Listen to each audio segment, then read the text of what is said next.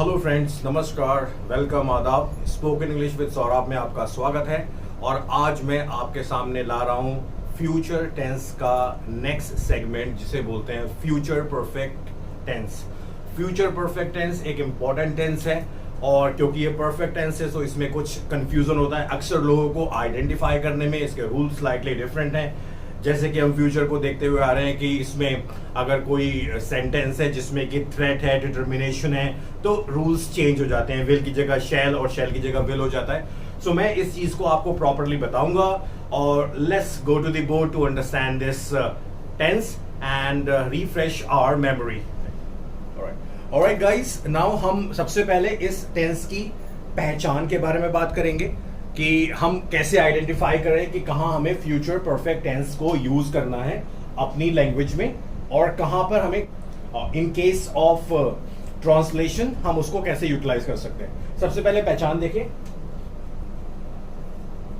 पहचान जानना बहुत जरूरी है इस टेंस की। जब कोई काम फ्यूचर में शुरू होकर के ही फ्यूचर में ही खत्म हो जाए, ऑलराइट, वहां पर फ्यूचर परफेक्ट टेंस होता है। ऑलराइट, जैसे कि मैं एक एग्जांपल दूं कि मैं कल खाना खा चुकूंगा, या मैं अपना खाना खा लूंगा। जहां पर देखिए मैंने खाना खाना शुरू किया और मैं उस खाने को खत्म करने की बात कर रहा हूं। तो जहां पर वर्ब शुरू हो, एक्शन शुरू हो एंड उसके खत्म होने की बात हो, जैसे कि मैं बोलूं मैं 5 बजे तक ऑफिस पहुंच जाऊंगा, इसका मतलब 5 बजे तक मेरी वो जो एक्शन है वो कंप्लीट हो जाएगा, है ना। तो जहां पर एक्शन कंप्लीट होने की बात हो वहां पर फ्यूचर परफेक्ट टेंस होता है।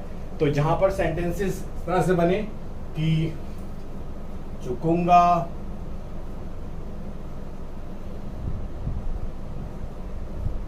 चुकूंगी, कर लूंगा, खा लूंगा, पानी पी चुकूंगा, इस तरह के सेंटेंसेस हो जहां पे कि हमारी वर्ब पूरी तरह से बन जाए। ओके, तो वहां पर फ्यूचर परफेक्ट टेंस होता है, और इसको बनाने के रूल होते हैं। मैं आपको रूल बता देता हूं। देखिए, सबसे पहला रूल नंबर 1, जब सेंटेंस आई और वी के साथ शुरू हो, मतलब जब सब्जेक्ट आई और वी हो, तो हम यूज करते हैं शैल हैव, और वर्ब की थर्ड फॉर्म लगा देते हैं, और लास्ट में ऑब्जेक्ट लिख करके सेंटेंस बनाते हैं। ऑलराइट, रूल नंबर 2 है अदर्स। देखिए मैंने यहां पे अदर्स लिखा है, जिसमें ही शीट सिंगुलर नंबर, कोई नाम हो, प्लूरल नंबर मतलब बहुवचन, एक से ज्यादा लोग, whatever we can assume as a subject, हम हर जगह पर will have का यूज करेंगे और वर्ब की थर्ड फॉर्म लगा करके सेंटेंस को बना देंगे। ऑलराइट, नाउ मैं इस बात को यहां पे ही लेके चलूंगा कि जब कभी भी उस सेंटेंस के अंदर डिटर्मिनेशन,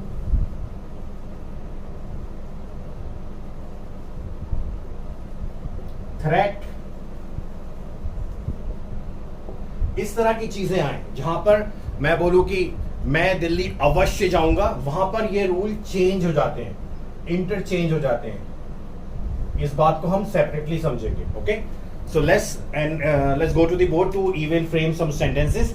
सेंटेंस बनाने का तरीका होता है, सबसे पहले हम सब्जेक्ट लिखते हैं, उसके बाद विल और शैल, ये डिपेंड करता है सब्जेक्ट के ऊपर, उसके बाद हैव, वर्ब की थर्ड फॉर्म, और उसके बाद ऑब्जेक्ट लिख करके हम सेंटेंस को बना देते हैं। ओके, जैसे मैं बोलूं कि मैं दिल्ली पहुंच जाऊंगा, तो अगर मैं लिखूं मैं दिल्ली पहुंच जाऊंगा, आई है, आई के साथ शैल होता है, आई शैल हैव, पहुंचने के लिए होता है रीच, तो हमने इसकी थर्ड फॉर्म लगा दी, रीच्ड दिल्ली।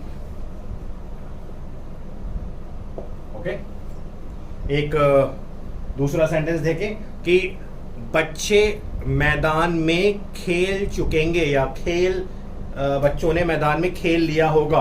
ऑलराइट, तो इस तरह के सेंटेंसेस हो, तो children will have play, play की थर्ड फॉर्म होती है played, in the ground.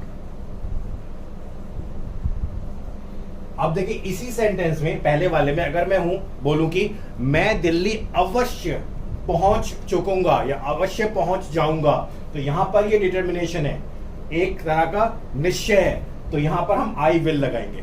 Okay, इस तरह से अगर यहां पे चिल्ड्रन ने अवश्य खेल लिया होगा तो हम यहां पे शैल लगा सकते हैं। मैंने बोला लगा सकते हैं, why?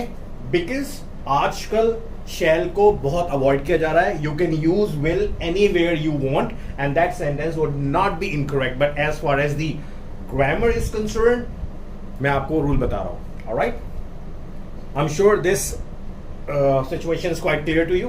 Okay, let's move to the next segment, that is the negative sentences of future perfect tense. Alright guys, negative sentences देख लीजिए।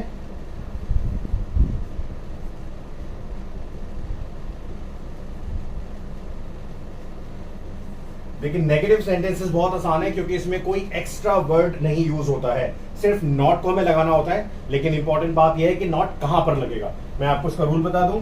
सबसे पहले हम सब्जेक्ट लिखेंगे, उसके बाद विल और शैल, दैट डिपेंड्स ऑन सब्जेक्ट। उसके तुरंत बाद यहां पर नॉट लगाएंगे, फिर हैव लिखेंगे और वर्ब की थर्ड फॉर्म लगाएंगे और ऑब्जेक्ट लिख करके सेंटेंसेस बना देंगे। जैसे कि एक सेंटेंस मैं देखूं कि हम अपना खाना खा चुकेंगे, सॉरी हम क्योंकि नेगेटिव बात करें, मैं सेंटेंस बना दूं जैसे कि हम अपना खाना नहीं खा पाएंगे। ऑलराइट, नहीं आया है, देखिए सब्जेक्ट है हम, वी के साथ हम शैल लगाते हैं, शैल नॉट, नॉट यहां पे है हैव, ईटन खाने के लिए होता है ईटन आवर फूड। तो शैल नॉट, शैल के बाद नॉट लगाया हमने, इस बात को ध्यान रखना है। ऑलराइट, एक और सेंटेंस देख लीजिए कि हम बोले कि बच्चे मैदान में नहीं खेल चुके होंगे। Alright, children will not have played in the ground. Okay, will के बाद हमने नॉट लगाया, तो नॉट मतलब नेगेटिव सेंटेंसेस कुछ डिफरेंस नहीं होता है इसमें, बहुत आसानी से बन जाते हैं। Only you guys require practice. Alright, let's move to the next part, that is called interrogative sentences. देखिए इंटेरोगेटिव सेंटेंसेस दो तरह से बनते हैं। जब सेंटेंस बने सिर्फ क्या से, अगर क्वेश्चन शुरू होता है क्या से, जिसमें आपको आंसर यस और नो में दे करके काम चल सकता है। जैसे कि मैं बोलूं क्या बच्चे मैदान में खेल चुकेंगे, आप आंसर यस और नो में दे सकते हैं। क्या कल हम अपना मैच जीत चुके होंगे या चुकेंगे, क्या हम, तो हमने बोला यस और नो। ऑलराइट, सो जब क्या से कोई सेंटेंस बने, क्या, तो हम हेल्पिंग वर्ब जो कि है विल और शैल को हम सब्जेक्ट से पहले लिखते हैं, उसके बाद सब्जेक्ट लिखते हैं, फिर हैव लिखते हैं, वर्ब की थर्ड फॉर्म लगाते हैं, ऑब्जेक्ट लिख करके सेंटेंस को बना देते हैं। Alright, question mark is important. Alright, जैसे मैं बोलूं कि क्या मैं दिल्ली पहुंच चुकूंगा, क्या मैं, सिंपल सेंटेंस है, shall I have reached Delhi. Okay, क्या हम 5 बजे तक दिल्ली पहुंच चुके होंगे, simple, shall we have reached Delhi till 5 o'clock। Alright, क्या सीता गाना गा चुकेगी, विल सीता हैव, देखिए संग होती है, सिंग संग संग, थर्ड फॉर्म दी सॉन्ग। इसका आंसर आप यस और नो में दे सकते हैं। देखिए इसमें ही मैं नेगेटिव बता देता हूं, जब इंटेरोगेटिव नेगेटिव सेंटेंस बनाना हो तो हम ध्यान रखेंगे कि सब्जेक्ट और हैव के बीच में ही नॉट लगता है, जैसे मैंने आपको बताया था तो क्या मैं दिल्ली पहुंच नहीं चुकूंगा, तो यहाँ पे हमें नॉट यहां लगाना है। इसी तरह से क्या सीता गाना नहीं गा चुकेगी या चुकी होगी, तो Sita not, will Sita not have sung the song? All right, I'm sure this situation is clear to you guys. So let's move to the next situation, next segment, जिसमें हम प्रॉपर क्वेश्चन फॉर्म करते हैं, जिसमें question बनाने वाला word sentence के बीच में आता है और जिसका आंसर आपको एक्सप्लेनेशन में देना जरूरी है। Okay, let's move to it guys. Question बनाने वाले वर्ड वो होते हैं, शब्द वो होते हैं जैसे कि what, when, where, how, why, etcetera. ये शब्दों से जब क्वेश्चन बने तो हम सबसे पहले इन शब्दों को, मतलब क्वेश्चन बनाने वाला वर्ड पहले लिखते हैं, उसके बाद विल और शैल लिखते हैं, फिर सब्जेक्ट आता है और उसके बाद हैव आता है, वर्ब की थर्ड फॉर्म लिखते हैं और ऑब्जेक्ट लिख करके सेंटेंस बना देते हैं। जैसे कि तुम 5 बजे तक ऑफिस क्यों पहुंच जाओगे या पहुंच चुके होगे। ऑलराइट, तुम 5 बजे तक क्यों ऑफिस पहुंच चुके होगे, राइट। तो क्यों मतलब वाई, उसके बाद यू है तो विल आएगा, सब्जेक्ट यू है, हैव, रीच्ड पहुंचने के लिए आता है रीच्ड, टू ऑफिस, टिल मतलब तक, 5 o'clock क्वेश्चन है। ओके, तो देखिए आपने वाई हमने सबसे पहले लिखा, यू था सब्जेक्ट तो इसलिए विल लिखा और सेंटेंस को बना दिया। एक और देख लेते हैं इसमें सेंटेंस कि हम शादी में क्या खा चुके होंगे। ऑलराइट, हम शादी में क्या खाना खा चुके होंगे। सेंटेंस इस तरह से ज्यादा अच्छा बनता है, हम शादी में क्या खाना खा चुके होंगे। तो क्या मतलब, अब यहां पे देखिए बीच में आया तो हमने व्हाट लिखा, व्हाट हम मतलब है वी, तो वी के लिए हम आता है shall, we have eaten the food. Okay, what shall we have eaten the food, कि हम क्या खाना खा चुके होंगे, राइट। तो आपको इसलिए बताना पड़ेगा, प्रॉपर आंसर देना है, क्योंकि ये वाला क्या बीच में एक एक्सप्लेनेशन की डिमांड करता है। Alright, so I am sure this situation is clear to you. Negative आता है कि तुम ऑफिस क्यों नहीं पहुंच चुके होगे, तो सिंपल देखिए सब्जेक्ट के तुरंत बाद हम नॉट लगाएंगे हैव और सब्जेक्ट के बीच में, और इस तरह से सेंटेंसेस बना लेते हैं। आपने देखा ये रूल्स बहुत ईजी हैं। तो प्रॉब्लम आती है जहां पे आप इनकी आइडेंटिफाई नहीं कर पाते हैं और कभी कभी प्रैक्टिस नहीं हो पाती है, तो हम अक्सर कंफ्यूज हो जाते हैं फ्यूचर इंडेफिनिट और फ्यूचर परफेक्ट टेंस में। फ्यूचर इंडेफिनिट में जब वर्ब शुरू होती है उसका खत्म होने का कोई भी मेंशन नहीं होता। जैसे मैं दिल्ली जाऊंगा, ऑलराइट, और फ्यूचर अगर मैं बोलूं मैं दिल्ली जाऊंगा तो ये इंडेफिनिट हो गया। मैं दिल्ली जा चुका हूंगा, इसलिए परफेक्ट टेंस हो गया, क्योंकि यहां पर एक्शन पूरा हो गया है। तो ये चीज आपको ध्यान रखनी है।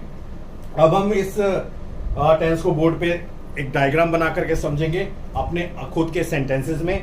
इससे बहुत हेल्प मिलती है। मैं आपको एडवाइस करता हूं कि आप अपने खुद के sentences 5 types positive, interrogative, negative बनाएं, जिससे आपको आसानी हो। Let's move to the board.